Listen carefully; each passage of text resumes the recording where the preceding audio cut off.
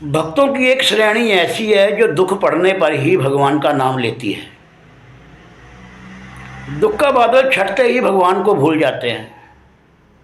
अगर दुख में ही भगवान की याद आती है तो वही सही। कई संत महापुरुषों का तो ये भी कहना है कि भगवान, मैं पूरी भक्ति से अगर तुझे दुख में ही याद करता हूँ तो अच्छा यही है कि मुझे सुखी नहीं करना, मुझे तो सदा ही ऐसी स्थिति में रखना कि आपका ध्यान करता रहूं। मुझे और कुछ नहीं चाहिए, आपका स्मरण, आपका ध्यान करना पड़े और आपका ध्यान करता रहूं, भले ही इसके लिए मुझे दुख को ही क्यों ना स्वीकार करना पड़े। एक ज्ञानी संत ने और भी मार्मिक बात कही है। संसार में जीने वाले भक्त, अगर तेरे जीवन में सुख की छाया है तो भगवान की कृपा मनाना, लेकिन दुख में अगर भगवान की याद आती है तो ये समझना कि आस पड़ोस में कहीं कोई दुखी है, उसके दुख को अपना दुख मानकर भक्ति करना, सेवा करना।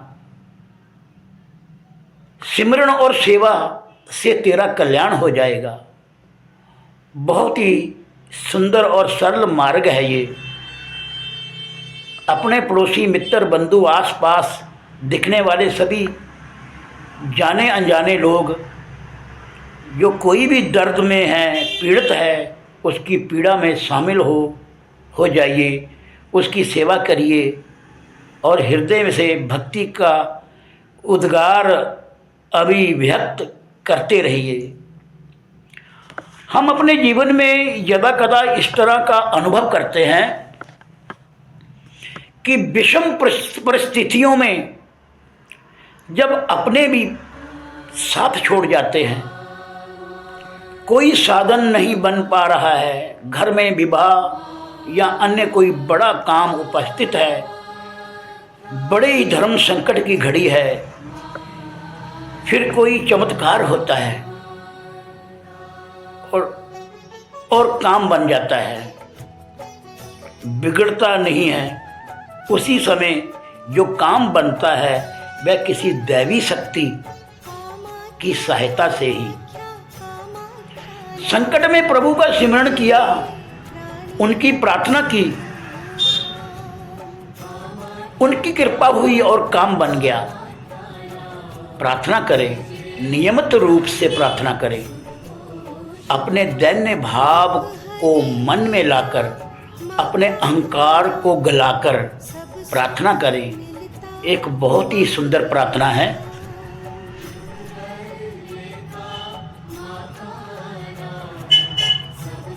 मैं तुम्हारी मौन करुणा का सहारा चाहता हूं।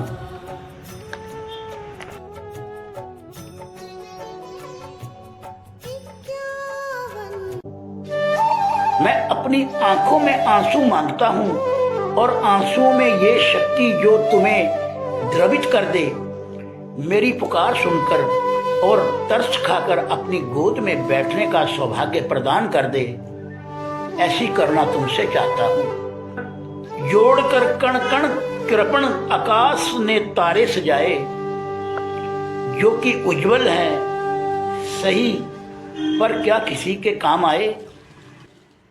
मैं तो दर्शक का एक तारा चाहता हूं। भले ही आकाश में असंख्य तारे हों, किंतु वे निरर्थक हैं, मार्ग का प्रकाश नहीं बन सकते।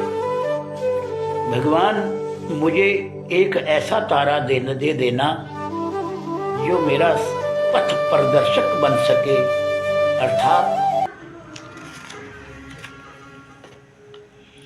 केवल श्रद्धा भाव से गदगद होकर भगवान के चरणों में सिर झुकाएं और उनका धन्यवाद करें। शास्त्रों में भी ये कहा गया है कि अच्छे भक्त की पहचान ये है कि वह भगवान की भक्ति में तन्मय होकर उन्हें धन्यवाद करता हुआ प्रार्थना करे।